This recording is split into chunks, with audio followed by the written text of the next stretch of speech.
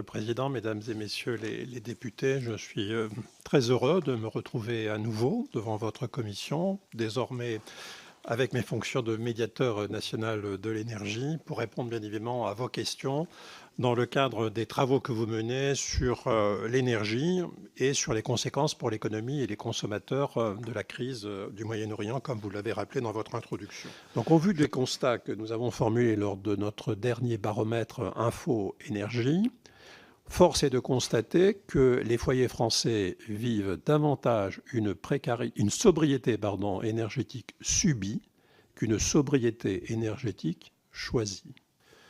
Ces constats devraient conduire, me semble-t-il, à élargir l'analyse et les plans d'action de lutte contre la précarité énergétique à la question de la transition énergétique.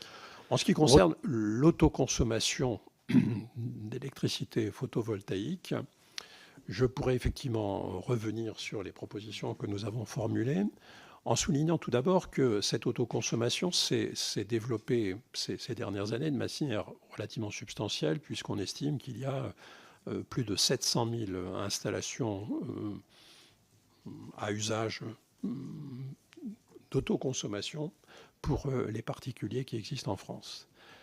Il y a deux choix possibles pour les consommateurs qui veulent rentrer dans le dispositif d'autoconsommation. Le premier, c'est de faire appel à EDF, obligation d'achat, où les tarifs sont fixés de manière réglementaire. Ils ont d'ailleurs baissé de manière substantielle en 2025, ou de faire appel à des acheteurs privés dans des contrats de gré à gré. La grosse majorité des particuliers sont aujourd'hui dans des contrats avec obligation d'achat. Ces contrats supposent, il y a une obligation de faire appel à des artisans RGE et d'avoir un processus de demande qui est parfois long. La baisse du prix de rachat de l'électricité en obligation d'achat a conduit des acteurs privés à développer des offres qui parfois paraissent compétitives et intéressantes pour les particuliers. Ils y ont eu recours davantage.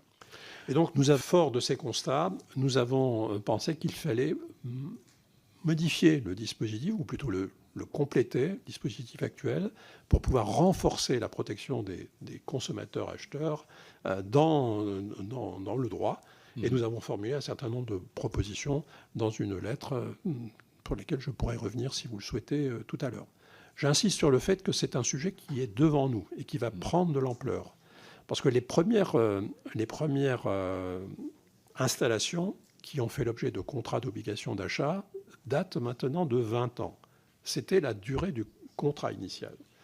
Et donc en 2027, pour la première fois, un certain nombre de particuliers qui ont contracté avec EDF obligation d'achat vont sortir de leur contrat, avec des installations qui sont relativement anciennes.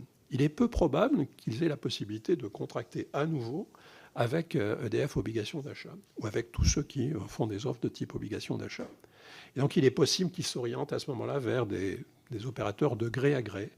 Et ce nombre va être très important. On estime qu'en 2028, par exemple, il y aura 100 000 particuliers qui sortiront de leur contrat initial.